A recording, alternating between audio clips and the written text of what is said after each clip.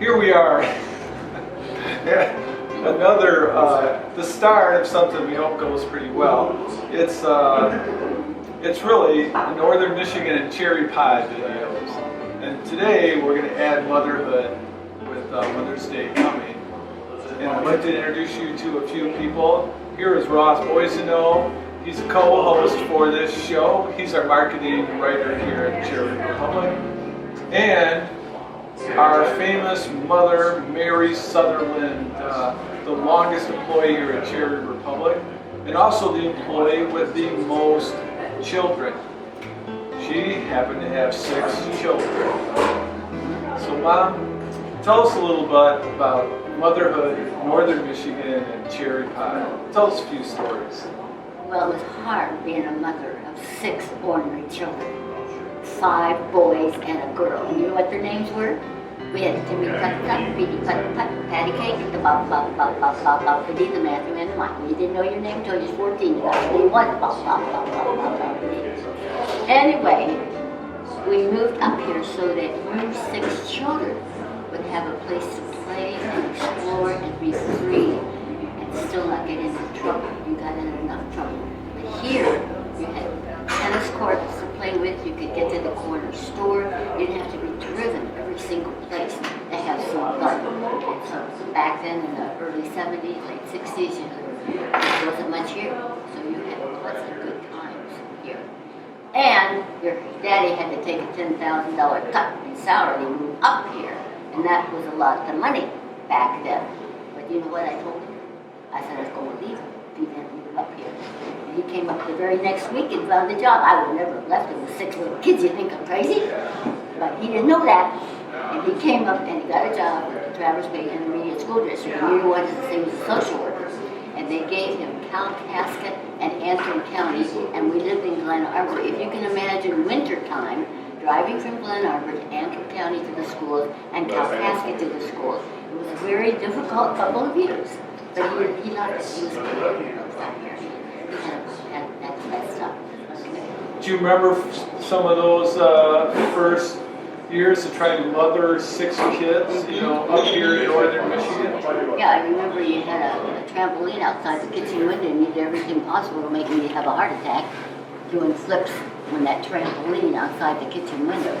And always going down and I was afraid you're going to fall in the ice or drown in Lake Michigan with all the icebergs there that you all thought was so much fun to play in the icebergs and play in the sand and go in the water and go down, sneak down at night with nobody with you.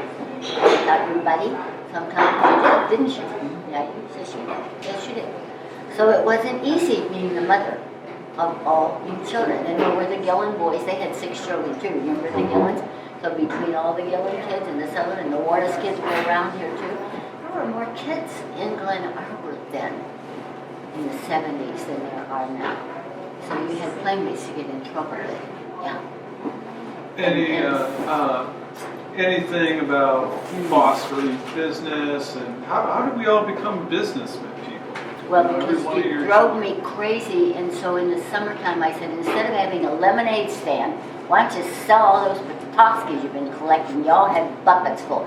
So you have, stand out front. I found an old piece of board, some what do you call those things, and we made a stand. And you had penny ones, nickel ones, dime ones, quarter ones, 50-cent ones, dollar ones, and then you start polishing them and making jewelry, and all 6 of them never had to ask me for a cent of money from then on, because you had enough spending money. And people, even after you grow up, would come and knock on our door and say, where are those little children that sold the Petoskey? We'd like to take a Petoskey back down to Detroit with us. I said, the little children all grew up. But you had a good business going there, and that's how all of you are in business for yourselves almost, and I think that's, you always said you got your start with that Petoskey stand, didn't you? How'd you feed all of us? How did we get so interested? Oh my land, How did we get so interested in food? Well, because you are such a big eater, and your daddy, he could eat so much. You ate over, 200 pounds. He was big like you, I mean, he was heavier like you. Well, they had a bread store in Traverse City, day-old bread, and you could get 10 loaves of bread for $1. $1 for 10 loaves of bread. So we would go in and get 10 loaves of bread and put them in the freezer, and we had enough bread for a week almost. And I made a lot of beef stew, and I made a lot of goulash, and I made a lot of spaghetti, and all those things that would feed, because we had 8 for breakfast, 8 for lunch, 8 for dinner. And people would say to me, you know, I've got 6 coming for dinner tonight. I said, oh, so what? I had 8 for dinner every night. You know, we all ate a lot too. Yeah.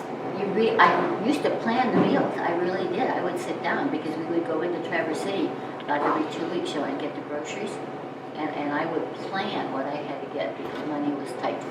I did self-plan, like that helped, you know, with Daddy. And then you earn all that Petoskey money.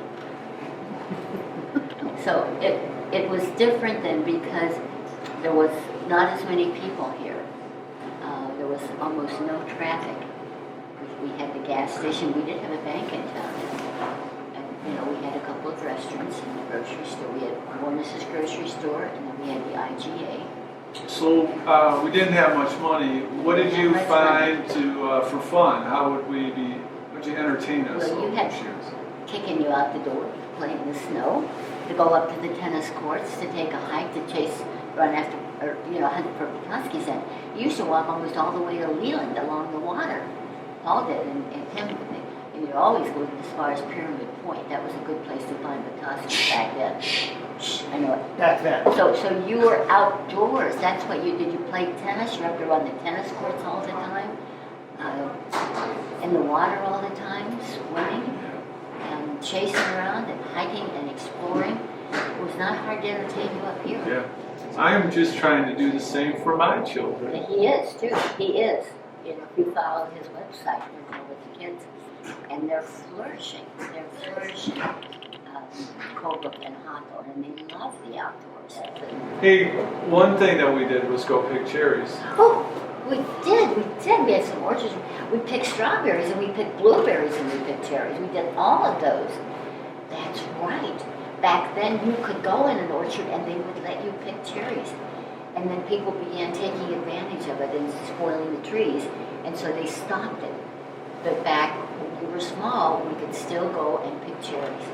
And the strawberries and blueberries. There were, you know, all these farms that would let you do that. Yeah, to do. Okay, one last word of advice for any mom today with young kids. The advice is to be very flexible.